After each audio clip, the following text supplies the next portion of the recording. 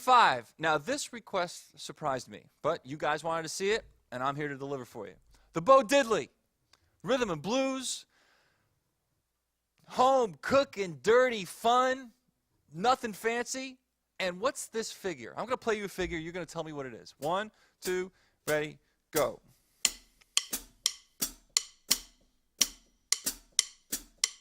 What is that? If you don't know, then I didn't do a good job in the original. What is it? Clave, a 3-2 clave. 1, 2, 3, 1, 2. 1, 2, 3, 1, 2. How you know, in terms of 3 and 2, you can see how it lays out. That's the Bo Diddley beat.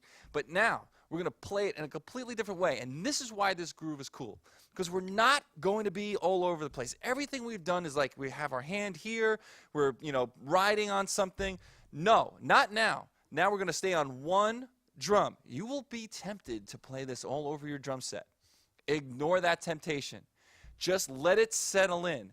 Your tonality or lack thereof in this groove will make the band sound different than the other grooves you'll play with them on a particular gig.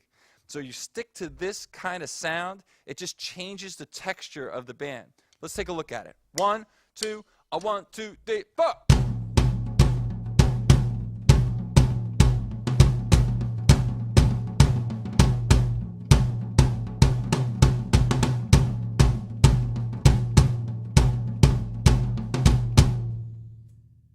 If that looks easy or silly, then you don't get it. But I know you do. Grooves like that are harder than they look. Drop your left hand a little bit. Yuck. Ugh. And to play that for 5 minutes with commitment and confidence, that's a real test of your willpower to stick inside the middle of a groove. Now, what about with the hi-hat? You could play it on the upbeats. How about let's play it on the upbeats?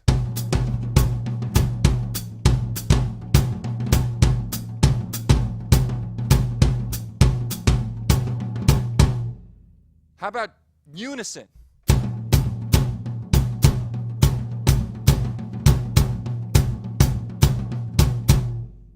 Whatever. It's fun. Try different ways.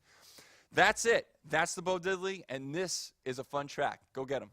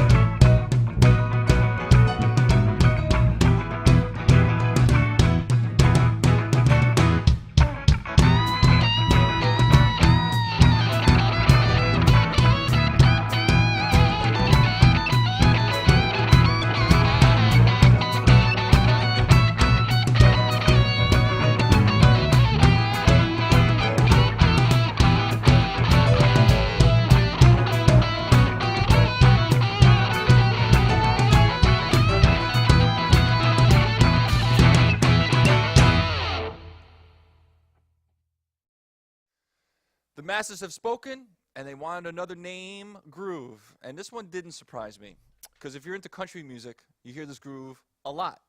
But country music, especially lately, is really starting to just blow out its preconceived notions of what it takes to be a country drummer. But this groove is a fascinating groove. It's the classic train beat. And the thing about it, when I see people play it who aren't used to playing it correctly, is that they over-accent the backbeat, and all the train stuff in the center gets blown away. And you watch drummers from Nashville play this thing, and it's got a flows through. It's like, and it's not easy. And is it straight or is it swung? That's the other thing. Do you swing it or is it straight? Well, it's mostly straight, but who's to say? When I asked a friend of mine who was a Nashville drummer, he said it depends on the guitar player I'm playing with that particular night. Some guys want it absolutely crystal clean straight. And some guys want just the hint of a swing, but that comes from the guitar player because it was their gig and he was following him. So it's a very organic process on where you're going to play this thing. We're going to play a straight one right now, the classic train. Here it is. 1, 2,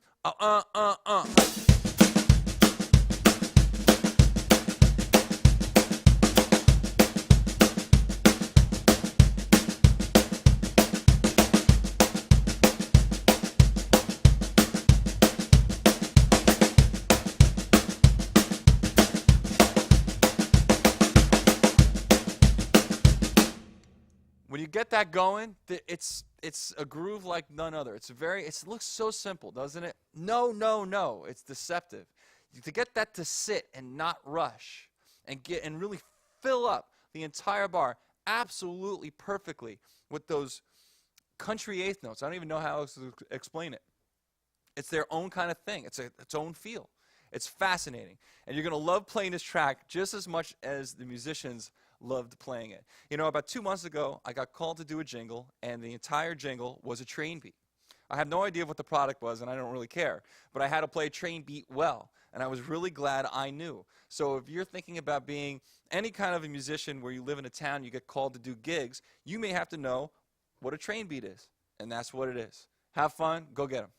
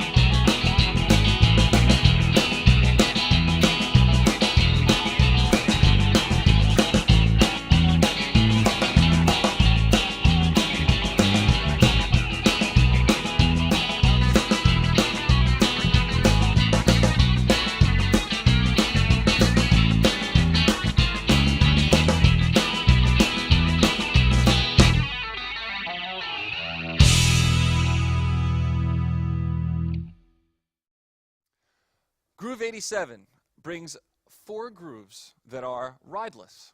And this is a very cool technique. We're talking about construction, right? Groove construction. Now here's a new construction tool. We're not going to ride. Now riding means, you know, you have a part like, you know, eighth notes on the hi-hat, you know, or jazz, or samba, you know, that kind of thing. You know, so there's a ride going on like we typically normally do. But just really quick, I'm going to tell you a story. When I got called to do The Lion King on Broadway, the producer said to me, "This can't sound like a drum set." And but I'm playing a drum set. He said, "Every time you put your hand on a hi-hat, it sounds like it's New York City and we have to sound like we're in Africa." So every time I did that, every single time they stopped and said, "You can't do that." I was like, all right, well, you know, so I had to come up with a different way to play. So I came up with a few grooves that were all basically rideless, based on the drums. And now you're just like, you know, haphazard, but patterns that grooved and had a backbeat, but were based on the drums. Rideless grooves. And it's been a really great technique that I've used a lot since then for very, very good musical effect. And I'm going to show it to you now. So we're going to play like kind of like a Cajun shuffle without a ride, and we're just going to kind of stay in this position. So where the backbeat is going to be boom, bop, 1, 2, 3, 4, and 1, 2, 3, and 4, and 1, 2, and 1, and 2, and 1, 2, and 1, and 2, and. So you got that and. It's going to be over here, and then 2s and 4s are going to be over here. Let's see what it looks like. 1, 2, 1, 2, 3,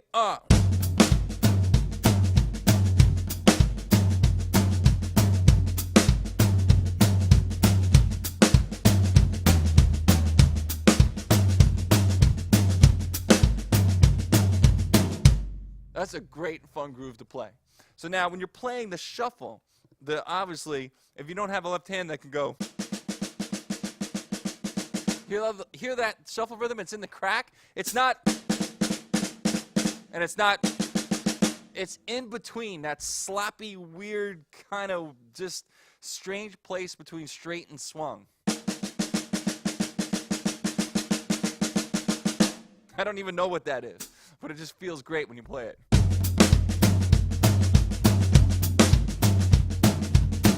And then when you play it faster,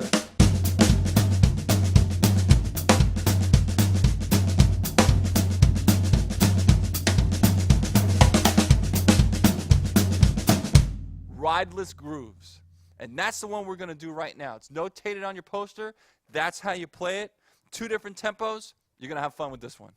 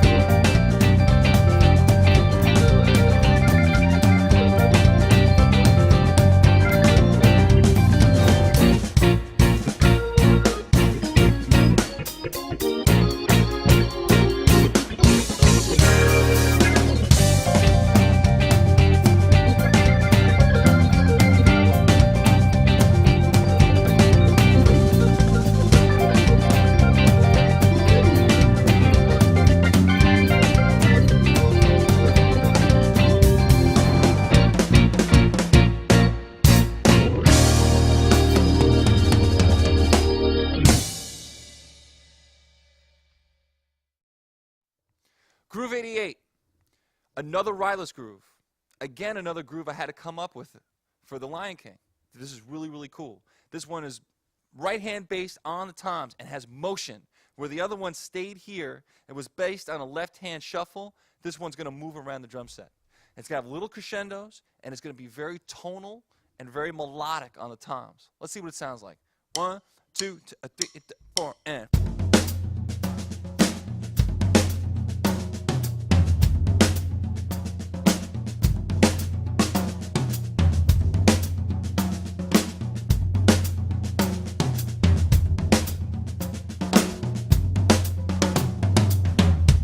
Now you notice there's really no bass drum part.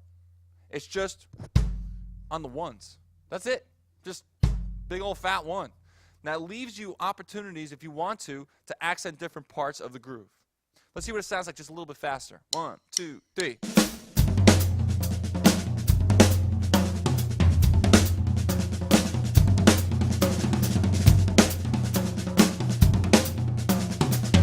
You hear that one thing I did? Little grace notes.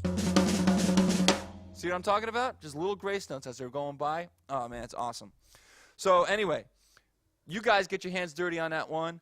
Go get it. See what it feels like to play. You're going to like this.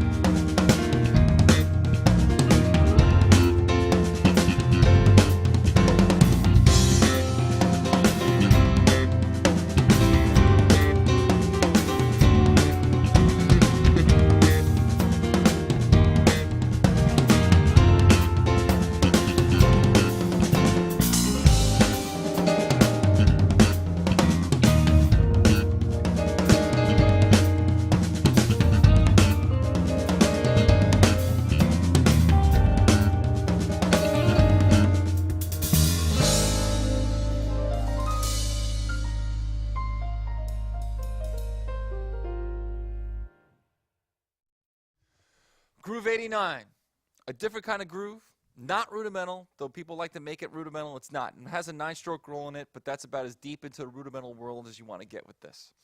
It has 2 different styles in it. It has a lot of kind of just 16ths roaming around, but also a stepped hat, which kind of freaks people out who aren't used to linear drumming. Linear drumming means only one limb at a time. And of course, the master and creator of the whole term linear, Gary Chafee, you should check out all his books. They're really, really cool. So I'm a huge fan of linear drumming. I'm going to drop just a little taste of it in at the end of this groove. I'm putting this groove in because if you ever do any gigs with singer-songwriters, chances are you're going to have to be playing softly, and you're going to have to use something like these. These are the 505 Rudas from Vic Firth, and mine are dirty and messy, and that's just the way I like them. I've used them a long time, and they have a lot of miles on them, and they feel great and smacky. You know, when you hit the drum, like this is really, really, these feel good, and I'm not giving them up. I don't care how dirty they get. So anyway, so we're going to play this groove, and this is what it's going to sound like. I'll play it for you now. 1, 2, 3, up.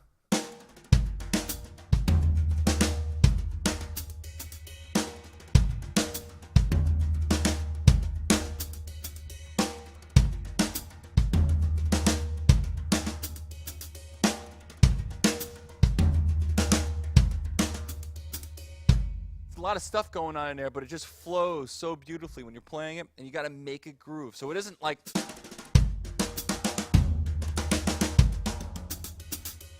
you know what I mean? So don't play it like that. Let it flow. I love that. The 3 on the it's 3 on the hi-hat after the of 2 rim shot. That is just so cool. So if you're getting any kind of like weird kind of interference there, you got to fix it. Isn't that great? It's just so cool. And you can play that tom, the dead stroke. Let it just lay there.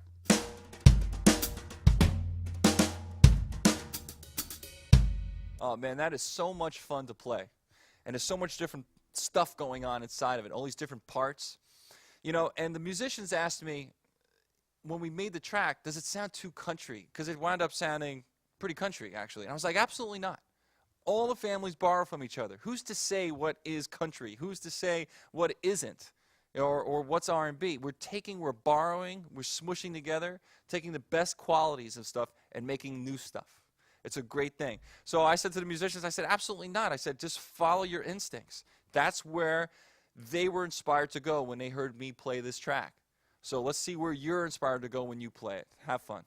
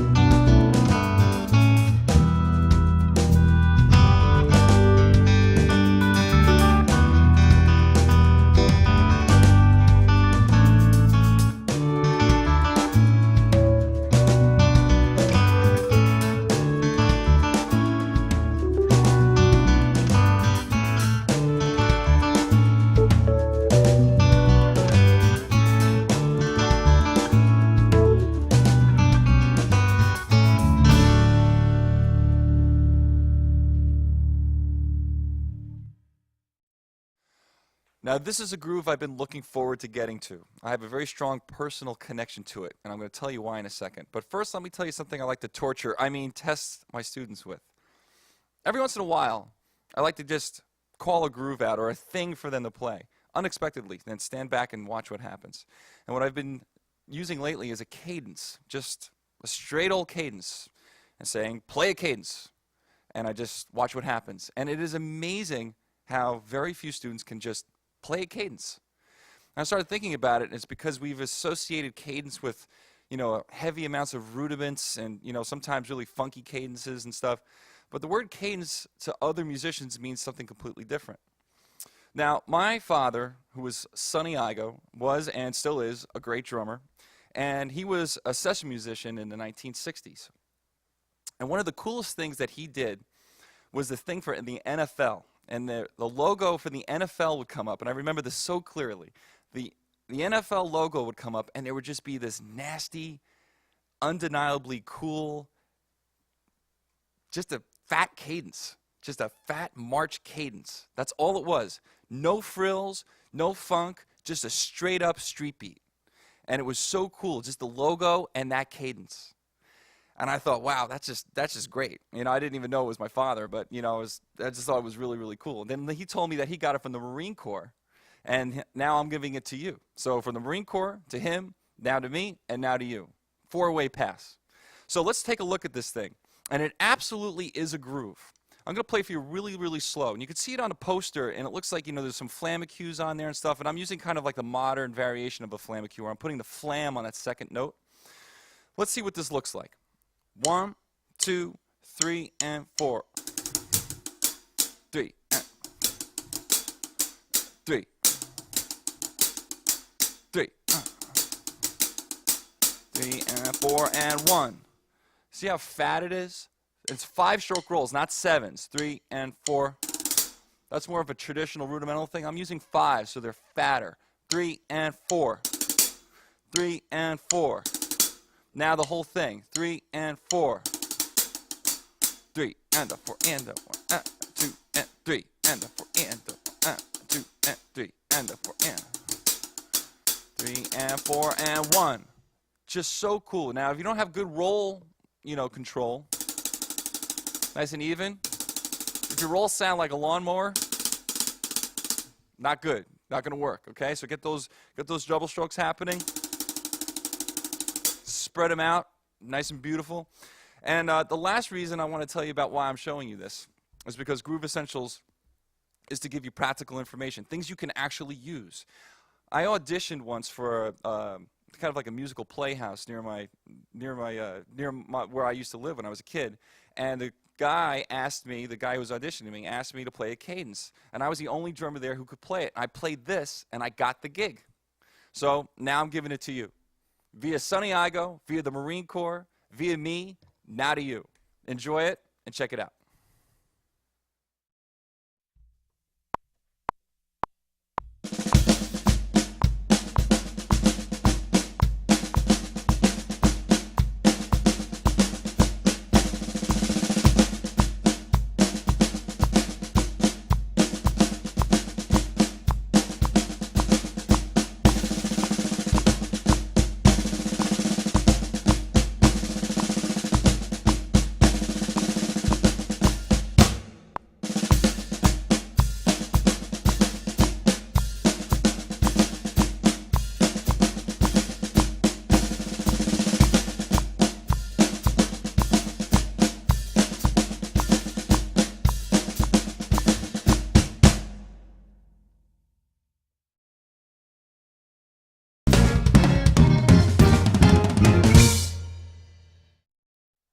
Now, I told you not to come to this section first, but I knew you were gonna. And I don't blame you, because I love odd meters too. Now, our first odd meter today is in 3. Now, by the way, what is an odd meter? What constitutes an odd meter? Well, some people think it's because the top number is an odd number, 3, 5, 7, 9, etc. Or, like me, you think the time signature is odd, as out of normal, away from the ordinary. 3 in the 21st century drummer vocabulary, that doesn't qualify. It's just a normal, basic thing to play in 3. However, for some people, playing 3 is odd. It is hard. So we're going to include this one as kind of like an introduction to the odd meter family. And what we'll do is play in a kind of a funk 3. So we're going to have a lot of activity on the hi-hat and keep a backbeat on 3. Much different than the rock 3 that we did before, which was more vertical. This one's going to be a lot more circular.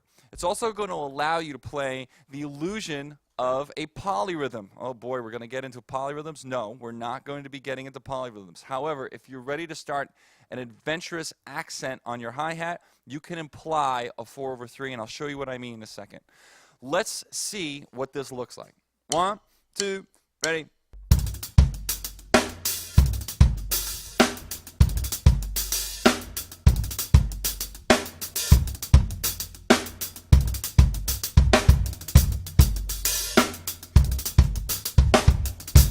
So the one that's on the poster is just a framework. You see how I'm improvising on the hi-hat? Let's look at it slow. 1, 2, 3.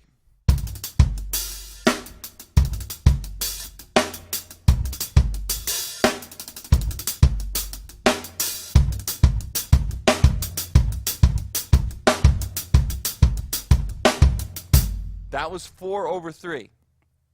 If you count 3, here's 3. 1, 2, 3. 1, 2. Now here's 4. 1, 2, and 1, 2, 3, 4. 1, 2, 3, 4. 1, 2, 3, 4, 1. So there's 4 over the top of the 3. So when you're playing in a funk 3, it's very easy to lay that 4 over the top of the 3. Now, if your eyeballs are spinning in your head right now and you don't know what I'm talking about, don't worry. It doesn't matter. Don't do that.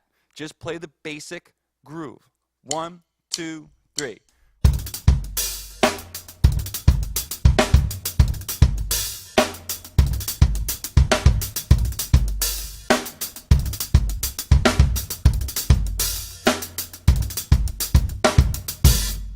All that stuff on the hi-hat, just nice and loose, and fill the bar. Don't compress and expand. Play exact 16th notes, know exactly where they lay to get to that backbeat on 3, and all the syncopations in the bass drum will happen no problem. Have fun.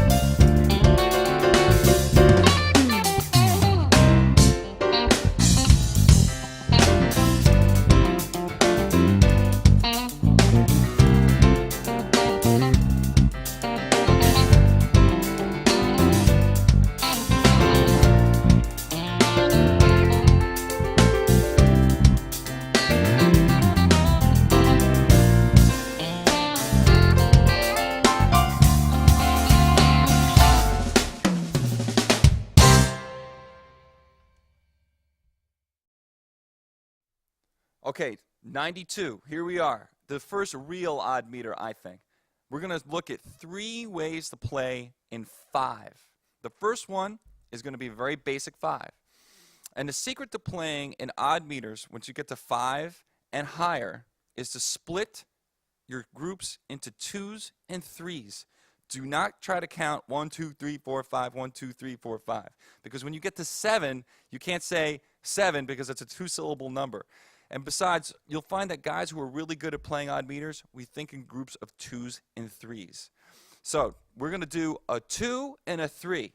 And it's going to be so easy to visualize, you can't miss it. Anyone can follow this. Now we're going to play quarter notes on our ride cymbal. And we're going to play the 1 in the bass drum and beat 3 on the snare drum, which is going to